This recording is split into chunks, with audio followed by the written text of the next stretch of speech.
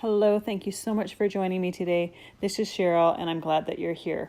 In this video, I'm going to show you how I created this card here, a Christmas card that has a neutral palette with lots and lots of texture and dimension. Now, I did a video with one recently that had a more traditional palette. I'll link to that at the end. These are the dies that I'm using for this. I'm using this Poinsettia die, this mini greens die. Most of the die cuts that I'm using from that die are to the left of the package. And then I'm also using the pine branches and the holly from this die set. All the supplies that I'm using will be listed and linked in the description down below. So if you're curious about anything, that's where you find the information. So the very first step, I'm taking this new lumber tree rings 3D embossing folder, and I'm going to emboss this piece of paper, cardstock. Now before putting it in the folder, I did mist it a couple times on each side with a mister bottle, and I ran it through the die cut machine back and forth a couple times to really get that imprint in there. I'm taking some tarnished brass mica spray, and I'm going to spray some die cuts and set them aside to dry. Now you want to make sure that that mica spray is shaken up really, really well. The mica tends to settle on the bottom of the bottle, so you can take a look at the bottle to make sure that it has mixed well. The next die cut that I'm doing is a holly branch, and I'm going to glitter it. So I have some double-sided tape here. I like to get it from the roll because it's the most economical way to use it, but you can also get it in sheets. If you're new to doing glitter, that's a great way to start out and see if it's your cup of tea. So I put the double-sided tape on my cardstock before die cutting it, and now I'm taking some gold glitter. Now the gold glitter that I have is kind of more of a sand color. It's not too yellow, which is what I like. And I'm putting it just along the stem of the branch as well as a little bit in the leaf.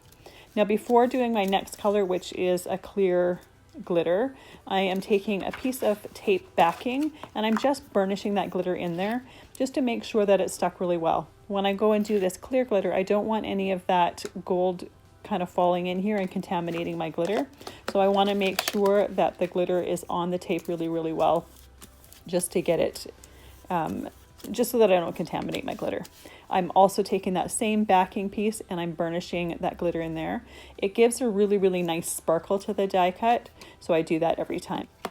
My next die cut is just a pine branch, so I'm taking some antique linen distress ink and I'm using a blending brush and I'm just brushing it up the branch. I'm not trying to color the entire thing. I'm just trying to color the center of it and more towards the base.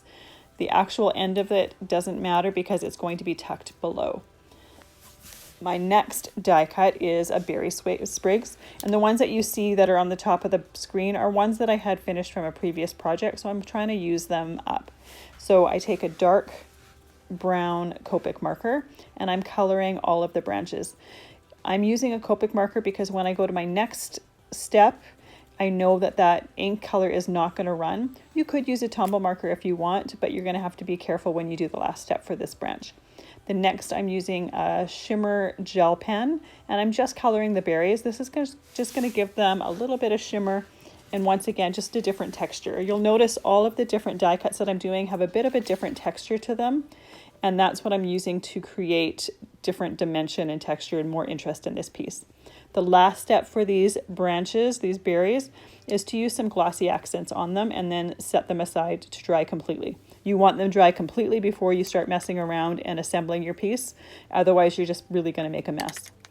The poinsettia die cut that I have here, I'm just taking that same antique linen and I'm putting a little bit in the center just to give it a little bit of dimension and color. I'm taking the die cuts and I'm turning it 180 degrees and then gluing one on top of each other. You'll notice that I curved the petals with my fingers just to give them some natural dimension. And then the last step for this poinsettia flower is I'm taking some platinum stickles and just putting some dots in the center of the flower. And then I'll lay that aside to dry completely as well. While we're waiting for our die cuts to dry, I'm going to take my embossed piece and we're going to enhance that and we're going to glue it to the card base. So the first thing that I'm doing is taking some white pigment ink and I'm just rubbing it along the top surface of that embossed paper. So it's just going to touch the top, it's not going to go into the cracks. And then because it's a pigment ink that I'm using a heat gun to completely set that ink before I glue it to the card. To glue it to the card, I'm using some Distress Collage Medium, going all the way around the edges and also down in the center, just to make sure that I've got some raised areas that have glue on them, and it's going to give good contact with the card base. And I sit an acrylic block on there for that to dry. Once everything is completely dried and adhered, we can start gluing and layering our die cuts. Now the center of my arrangement is going to be in the center of the card, and I'm kind of doing a swag from the top left to the bottom right. So the first step is to glue some of my inked pine branches. If you find your pieces are a little bit too big, you can absolutely tear some off and shorten them. You could also use a scissors. The next die cut that I'm doing is my glittered holly, and you'll see that I am breaking some of them up. Even the stuff with the tape, the die cuts with the tape, they break up really, really easily. That tape, you can easily tear it. I did cut the end off for the next piece just so that I have a nice end on there. I've got some plain white die cuts here that I'm also including just for some different texture. And I don't even wait for the glue to dry between the different layers before adding the next one. The reason I do this is sometimes I'll tuck things in, and it's kind of nice to have something on there that's not permanently glued down, to be able to easily tuck things in and to move them if I feel it's needed. Once again, just because you have a full die cut here doesn't mean you need to keep it intact. I will regularly rip little pieces off or rip ends off or cut them off just to shorten them, to make tucking things behind each other a little bit easier, or to make sure that those pieces don't stand out or stick out too much. Now this center is where I'm going to put the poinsettia at the end, so I'm not really worried about it looking pretty. I'm just making sure that everything, all of those branches are pointed towards that center as I'm building up the layers. The combination of having different die cuts with different textures on them, as well as building up these layers of die cuts, creates some beautiful dimension on the front of cards, and they have a really great wow factor to them. I've taught many classes in person where we used a lot of these die cuts, and while there are a lot of work to prep them ahead of time, once those die cuts are prepped, it is really, really quick and simple to create some awesome cards in there. So the last die cut that you see me putting in there is those sprigs that I sprayed the mica spray on. Those are all nice and dry, and I'm just tucking them behind those areas. In that center, what I've put there is a poinsettia die cut that had the tape and had the gold glitter on it. I didn't show that because it was just one color.